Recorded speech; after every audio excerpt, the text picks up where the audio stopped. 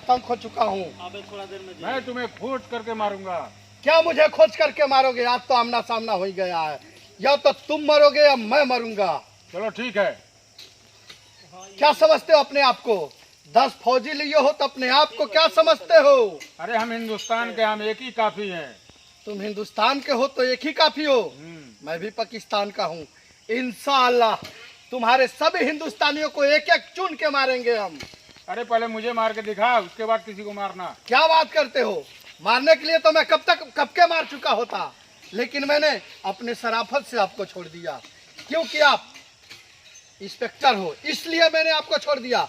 वरना मेरी शराफत नहीं होती तो मैं कब तक आपको मार चुका होता। मेरी सरकार बोली है तुम्हें जिंदा लाने के लिए, न तो मैं तुम्हें कब तक मार देता। अब तक तो आप एक मुर्गी नहीं मारो हो, तुम्हें इंसान कैसे मार सकते हो? अरे मेरी सरकार का वो हुकूमत है, इसलिए मैंने तुझे जिंदा रखा है, तुम्हें जिंदा लाने के लिए। मुझे जिंदा लाने के लिए आपको सरकार ने भेजा है? हाँ। क्या बात है। मैं पाकिस्तान से आपके हिंदुस्तान कभी नहीं जा सकता। मैं सरहद पार ही नहीं कर सकता तो आप हिंदुस्तान कैसे ले जाओगे? चलो ठीक है। आओ, आओ।